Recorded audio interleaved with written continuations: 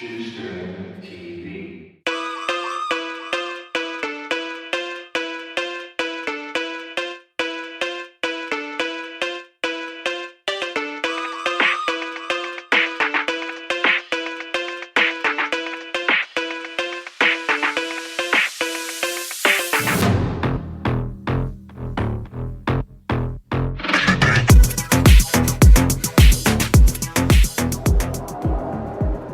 In pursuit of Howard, Jillian has tracked him to the Oracle nightclub. The building itself appears dark and dingy, but the bright green neon-lit sign adds appeal.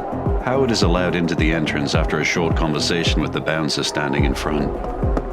Jillian sneaks her way to the back of the nightclub, looking for a secretive way in.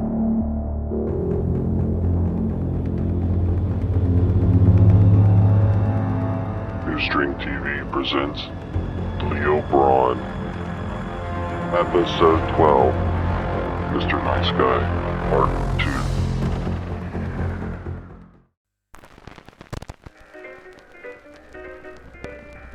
2. Nigel the butler enters the estate library in the Devil's Sprawling Manor and finds Satan sitting in a leather lounge chair and smoking a cigar. Sitting across from him is the Marksman, who is masterfully shuffling playing cards.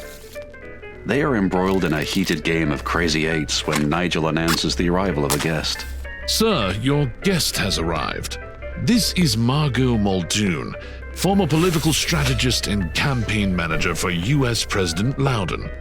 She was on her way to becoming the White House Chief of Staff.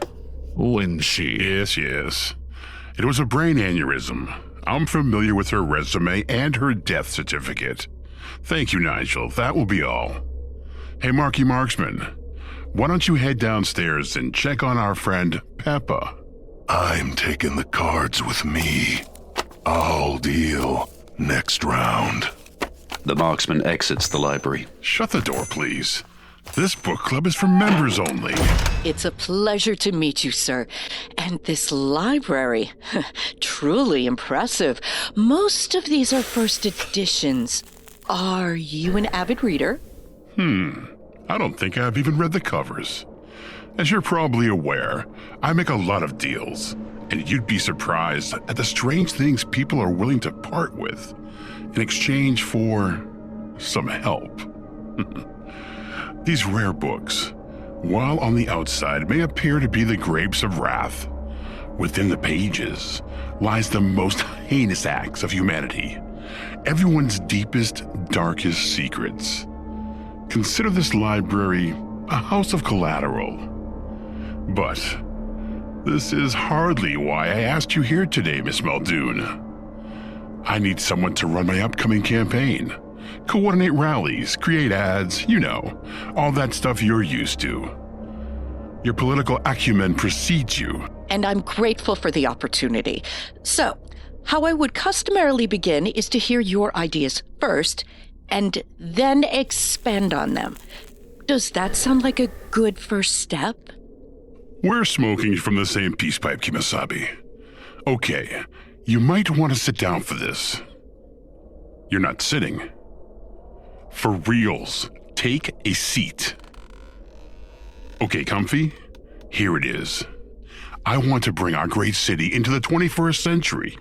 How frustrating has it been? You want to make a phone call, want to watch some TV, you want to heat up some leftovers, but you have to use a rotary dial, you have to view your favorite shows by adjusting an antenna first, you have to heat your meal on a stove. But now, we have sinners with the skill sets to manufacture the latest and greatest in technology. OLED televisions, smartphones, microwaves, and wait for it, the internet. Electric cars? Hell to the no. Let the fossil fuel burn, baby. But affirmative to all the other shit I just mentioned. Plus, we've already started. There are warehouses upon warehouses filled with this shit. Picture this. I'm on stage. I give my impassioned speech, and then the big reveal. A grand unveiling of all the splendor that technology has to offer. So, the campaign is centered around Technology? The best technology for everyone. You know, technology for the betterment of society, a better tomorrow. Something like that. Sir, may I speak freely? You are the only other member of the book club, aren't you? I have no doubt that the people of Dante would appreciate some modern conveniences. Hell, so would I. But you have more than half your constituency. Hold that thought. Nigel? Yes, Look up the word constituency. Okay, proceed, Miss Muldoon. Not to put too fine a point on it, but the people out there know you as a torturer, a liar, a swindler, a murderer. Many were here before the transformation. Yes. And they saw me liberate them from that existence into something that resembles their former lives, their former selves. Of course, but to what end? And for how long? I think any future campaign should give them peace of mind. It should try to answer those questions. Most of them walk around scared to death. They're terrified of you. Of course they are. I'm Satan. Duh. And they're terrified that they'll wake up one day and they'll be right back where they started, before it all changed. Before you changed. They need to know why. Why? Why this transformation? Trust me, Miss Muldoon. They can't know why. And I can assure you, they wouldn't want to. Okay, well, then they at least need to know that it is here to stay, the long-term plan. Is it just whimsy? Or is this new way of life something they can rely on? They need to know that this new oasis you've created won't just dry up when you get bored of it. Satan stares at her. Miss Muldoon maintains her composure even though she's trembling inside. You know, you're probably wondering if I'm going to kiss you or kill you right now. To be continued. Hello? She shot your gas tank? Look, if you happen to pick up her scent again, tuck your tails between your legs and head home. I'm sending in the big guns. Almost done, Miss Muldoon. Need some water? No, thank you. I'm fine. Oh, Marksman. We've hit a bit of a snag in keeping tabs on that freakazoid Howard and that tattooed beauty Jillian. Rumor has it they're taking in some of Dante's nightlife. The Oracle nightclub. You know it? I told you they were a bunch of junipers that would go fat in the fire. I'm on it, and this one is on the dead. The marksman turns and takes his leave. I think he said he's on the job. He's a work in progress. Okay, back to you, Margot. Let's recap. Technology, a good idea. But the people want more. They want to know the transformation is here to stay, yes? Yes, sir. I love it! Relax, Miss Muldoon. You get to live. Well, that's a relief, but What's with all the buts? they don't just need to know that their way of life, that hell has changed. They need to know that you have too, that they can trust you. Satan the Trustworthy. Satan, the good. Satan, Mr. Nice Guy. More Mr. Nice Guy. More. But I haven't started being nice yet. It's a play on words. The idiom, no more Mr. Nice Guy. Sir. Well, look up the word idiom too. But I love it. Okay, Satan, man of the people. Satan, the nice guy. Oh, you're good. I like you. I see big things for you. First up, a peek behind the curtain. Follow me to the cellar. The cellar? Margot follows Satan down to the cellar, to his secret lair and command center. She sees a man locked in a cage. He's shivering, his hideous face partially shrouded in shadow. Piggy, this is Margot Muldoon, my new campaign manager. She's going to help me usher in a new era, truly revolutionize the way of life here. Now, as my first act as the new... which is better? Senator or governor? Screw that. I don't believe in titles. My first act as Mr. Nice Guy. I free you from your obligations to me after you finish one final task. Despite recent events, you have always served me well. Do it one last time, and I relieve you from any future commitments. And my family? No harm will come to them. A deal is a deal. And my appearance? Okay. I'll restore your former looks, from countenance to carriage. Done! Satan unlocks the cage and eases the door open. You're free to go. Clean up, and we'll be in touch. The pig retrieves his belongings, throwing his overcoat over his shoulders. He walks to the lairs exit, but pauses and turns back to Satan. My name. I want to be called by my name again. Yes, you're right. From this day forward, you are only to be addressed by the name given to you at birth. Say it. John. Your name is John Tulliver. Thank you. The pig activates the automatic cellar doors and leaves. Formerly my bacon-flavored henchman, my ham-fisted enforcer, my sausage-stuffed sidekick, my hog-wild hooligan, my bacon-wrapped bandit, my pigskin-packing rebel, my rib-raging ruffian, and of course, you will always be my snout-sniffing scoundrel. Enjoy, John. I'm not entirely sure what that was all about, but it seemed like it was a good thing. Yes, something a nice guy would do, wouldn't you say? I'd say so. Miss Muldoon, you have somewhere to be? No, I resigned from my previous assignment to join you. Good. There is something else. As part of my campaign.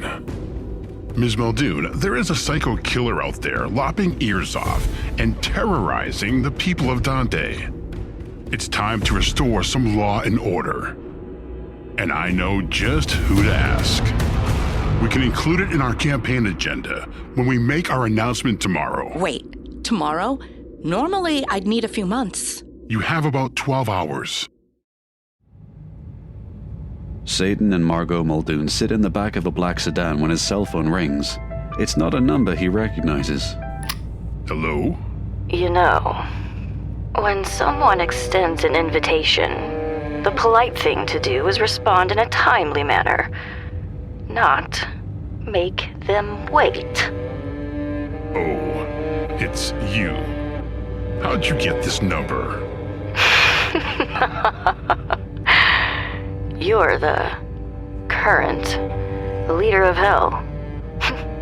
You are hardly unreachable. Wherever you may go, someone out there knows where you are and what you're up to.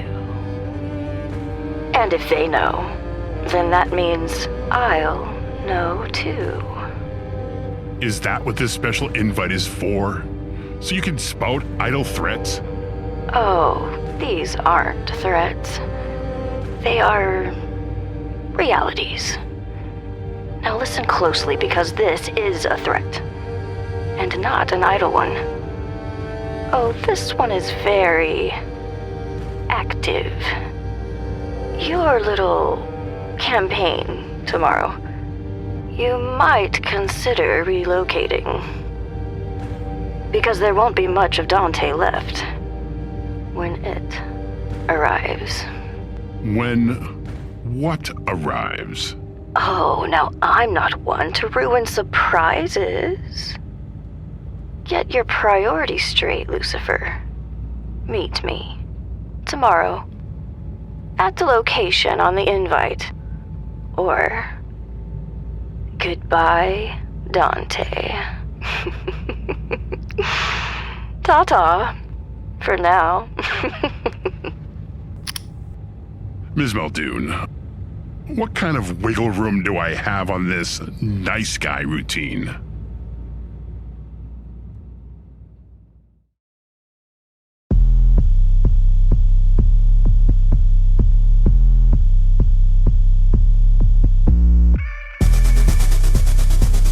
Jillian walks slowly through the Oracle nightclub.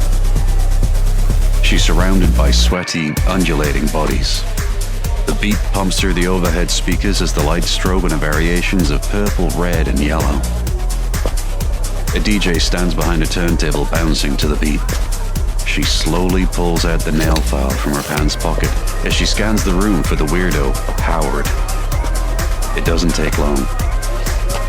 He's sitting at the bar, finishing a drink. She watches as he stands, scratches his ass, and walks towards the men's room. Before he enters the hallway towards the bathroom, Jillian appears behind him, placing the nail file up to his neck. So, Howard, where were we? Someone behind Jillian screams. She twists around, pulling Howard with her. They witness the crowd parting on either side, and in the middle of the now empty floor walks the Marksman. He approaches Howard and looks him over. Stay back. She digs the nail file deeper into Howard's neck, and suddenly, the Marksman notices something. Jillian realizes that he's staring at the tattoos on her right arm. You bear the mark. What? What the hell are you talking about? You bear the mark. He grabs her arm and points to a specific tattoo.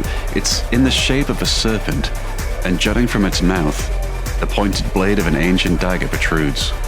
The body of the serpent is accented with 3 chevron symbols pointing downward towards her wrist. The mark of Hashishin. You bear the mark of an assassin. I don't know what you're talking about. The music stops. The Marksman turns towards the dance floor to see the large twins advancing. Their distorted faces even more pronounced with the strobe lighting. The Marksman notices they each have 2 bloodied bullet wounds in their chests. Not them again. The Marksman brushes aside his coat, revealing a holstered revolver. I already tried that. Guns don't work. The Marksman pulls his weapon and aims at the 2 identical lumbering giants.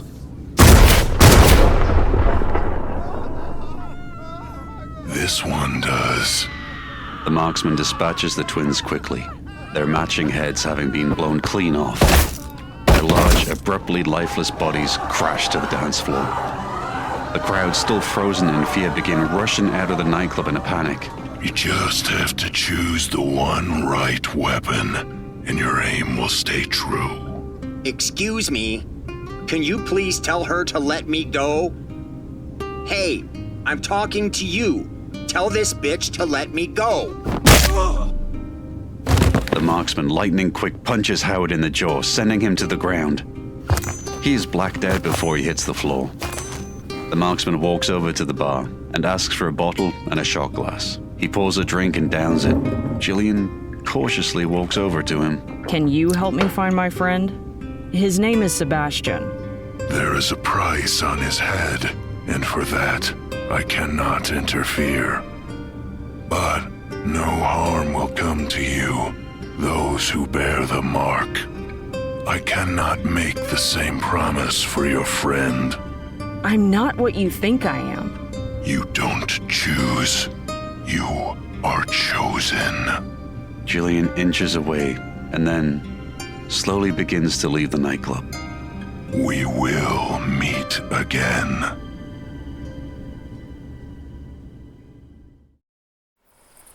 Leo sits on the ledge of the ornamental fish pond talking with Maximilian.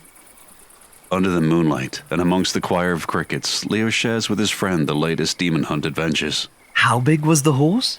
I'm not sure. Definitely bigger than a Clydesdale. That's a big fucking horse. Oh, I almost forgot. I came bearing gifts. Oh, I appreciate that, Leo, but I'm not hungry. Not even for chocolate. Wow, that's not like you. What got you down, Max? I mean, aside from the obvious. Right. That murder of the young lady the other night. Wait, the one they found in the Stygian marsh? Oh, is that where he took her? Wait, Max, what do you know? It happened here, just about where you're standing. On the bench over there. Do you see anything? Yeah. Holy shit, the 11th Circle insignia in red paint. Max, and there's dried blood in the grass. The killer was here? It happened right in front of me. I tried to warn her, but I was helpless to do anything, and this curse, or whatever the hell it is, took me down. When I resurfaced, both she and the murderer were gone. Well, we need to tell someone. Everyone thinks the murders took place in the marsh. And Max, there have been more victims. Dear God. I'd hoped I'd never experience anything like this again. Wait, what do you mean again? Have there been other murders? Not here, at least, as far as I know. No, these happened long ago. Are you familiar with the Whitechapel murders? London, circa 1888. Whitechapel? Wait, Max, are you telling me? I just joined the force as a member of the Metropolitan Police, otherwise known as Scotland Yard? Holy shit. My background was in psychology. I studied under William H.R. Rivers at the University of Cambridge. The university wouldn't have an established psychology department until 1897, and of course, I'd be long dead before that happened. But I had an aptitude for it. Wow, I'm in shock. You're a cop. Why didn't you ever say anything? It's a lifetime ago. 2 lifetimes. Been far away from who I am now. This drowning puppet. Please tell me there's more. Well, I don't think I'm giving anything away by telling you the killer was never caught. I was assigned to work under Sir Robert Anderson, Second Assistant Commissioner to the H Division of the Criminal Investigation Department, along with Thomas Bond, the renowned surgeon at the time. Together, we initiated what was considered to be one of the first criminal profiles. I feel like I should get your autograph or something. You're like famous. Holy shit, Max. You helped try and catch Jack the Ripper? Damn, talk about burying a lead. I felt just as helpless then as I did the other night.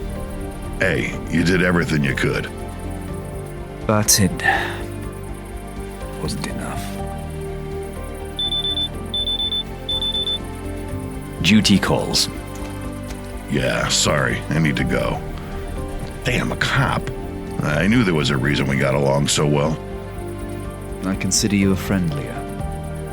That may mean more here than anywhere else. Feelings mutual, Max. See you soon. Leo enters the ORA in a rush. He finds Willie and Laurie sitting at their desks in the Devil's Den. Willie, Laurie, what's going on? Is the Cap okay? Yeah, they're in the quiet room. They're waiting for you. They are waiting for me? Laurie? Hey, I just work here. Leo enters the quiet room. Captain Manga rests on the gurney. A physician stands at her side. Leo, come on in. This is Dr. Prim. Hey, Doc, give us a second, please. How are you, Cap? I'll be out of commission for a while, no 2 ways about it. Hey, I never took a vacation in life. Why not start now? But Leo, there's a reason I asked you back. Mr. Brawn. Leo turns, and standing at the entrance of the quiet room are Satan and a woman in a suit and glasses. Sir? Leo, this is Margot Muldoon, my new campaign manager. There are big changes coming to the city of Dante, and you will play a big part of that. I'm sorry, no disrespect, but I'm not sure how I play a part. Leo, listen up. I'm good with it. This is the right move. Good with what? Mr. Brawn, effective immediately, you have been instated as the new captain of the ORA. Ms. Mangat, has already signed off. What? No, Cap, no. Leo, shut up for a second. You led the team today, out there in the field. You did that. I can't think of anyone more qualified to run this team. We all agree. Willie, June, and Laurie step in, clapping. I don't know what to say. I think in these situations, you just say yes. Well, I don't know, Cap. Do it, Leo. Go for it. Okay, then. Yeah, at least until she's back on her feet. On her foot. Let's go, Leo. Good. Glad that is settled. Now, Leo, walk with me. Satan and Leo exit the ORA. A beautiful dark blue modified Dodge Challenger SRT Hellcat sits out front. The devil tosses Leo a set of car keys. Mr. Brawn, with your new set of responsibilities, you're going to be extra busy, and you'll need a way to get around. I hope this fully loaded, packed to the brim with bells and whistles, I'm out of metaphors. Not really a car guy. I hope it's to your liking. Wait, this is mine? What for? What for? Well, for our new sheriff. Sheriff? Oh, it's a done deal. Came with the agreement when you took over as captain. Your official title is sheriff. You'll have full jurisdiction of Dante and run all demon hunting operations. You'll have all the resources of the ORA at your disposal. Plus a new sheriff's department. Construction of the new wing is already underway. And they work quickly, I assure you. I'm in complete shock. We believe in you, Mr. Brawn. Sheriff Brawn. First order of business is tracking down this crazed killer who is on the loose. We need to maintain order and safety in the city of Dante. Now I have some other business to attend to, a campaign to organize, and I expect you to be there. But if you need anything at all, don't hesitate to ask. Satan pats Leo on the back and turns to enter the ORA and retrieve Miss Muldoon. Sir. Yes, Leo? I'll need a second in command. Spoken like a true sheriff. Who did you have in mind?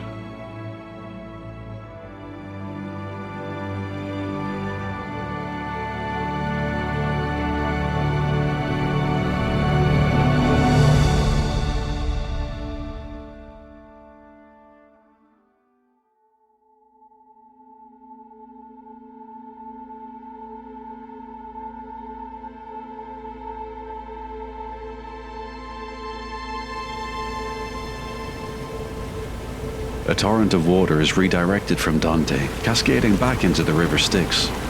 Conflicting flowing waves converge, resulting in a whitewash that is sprayed into the air. The powerful course of a verdant water flow settles as it coalesces with the larger body of river water. Fish resembling koi flit and flip, propelling themselves away from the rushing water as the ornamental fish pond is drained. Once emptied, Maximilian rests at the bottom in a fetal position, soaked and unconscious. A thick cuff attached to a heavy chain long secured around his neck unfastens and falls away. 2 more cuffs unlock at his ankles. His eyes open. To his astonishment, he is not engulfed in water. He's not drowning. He's not bound. He can stand. With every ounce of strength he can manage, he rises, planting his feet firmly against the surface. He's overwhelmed with emotion, shaking. He holds his arms above his head, balls his fists, takes in his first free breath in ages, and screams with rapturous joy and elation. He looks upwards and sees his friend, Leo Brawn, looking down on him, beaming from ear to ear.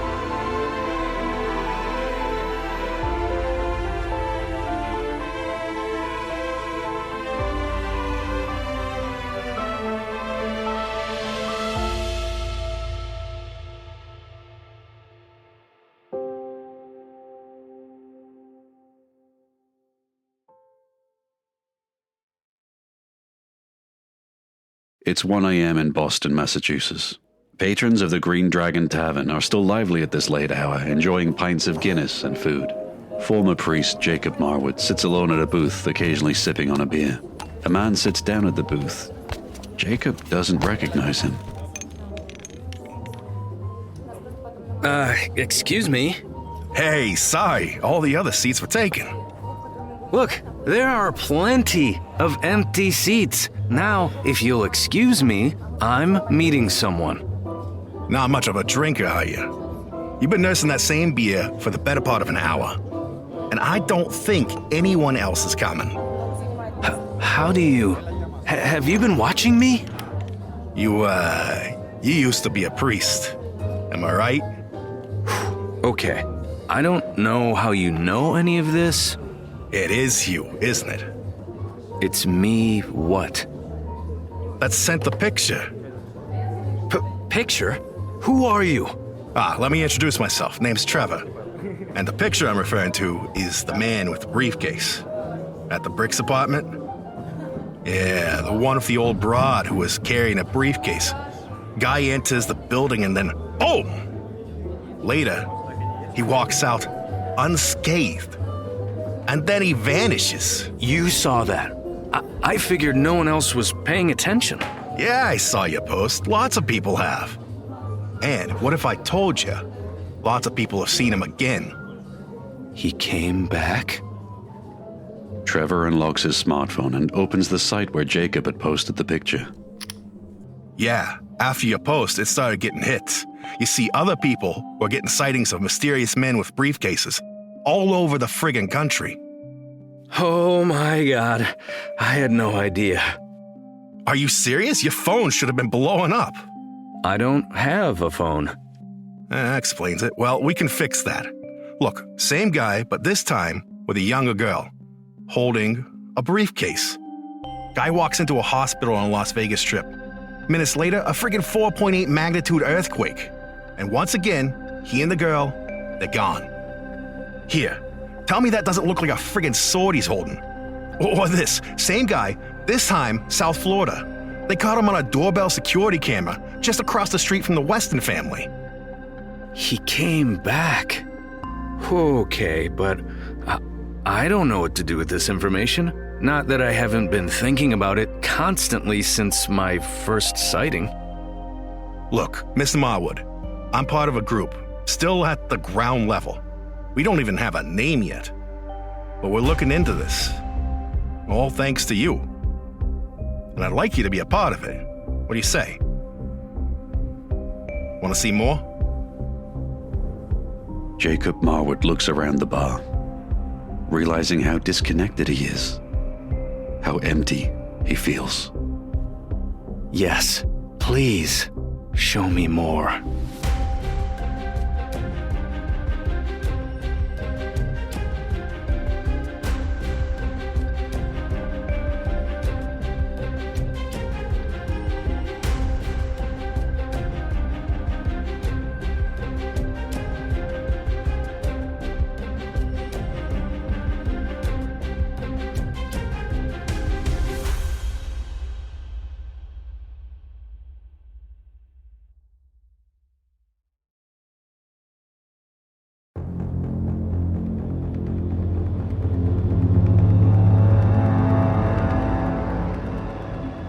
Leo Brawn is a production of Shoestring TV. I want to take a moment to thank our newest Patreon members, Mark, Sue, Grace, Thomas, Michelle, and Chris. Thank you so much for your support. We're so excited to have you on board, and I can assure you, we are just getting started. If you're interested in subscribing, look for us at patreon.com/shoestringtv and sign up.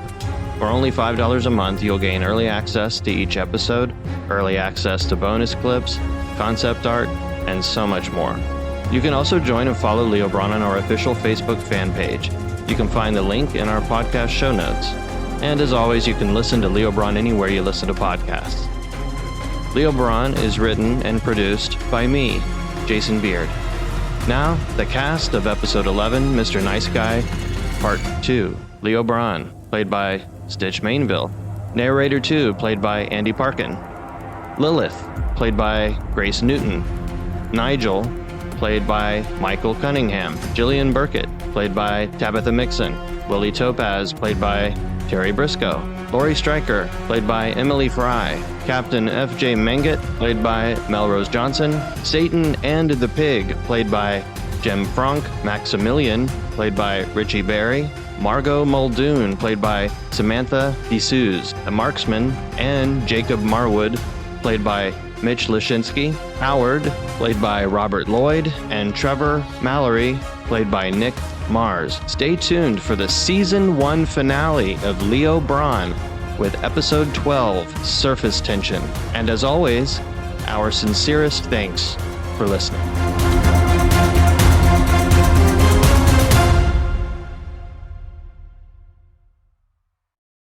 The characters and events depicted in this podcast are fictional. Any similarity to any actual persons, living or dead, or to actual events, firms, places, and institutions, or other entities is coincidental and unintentional.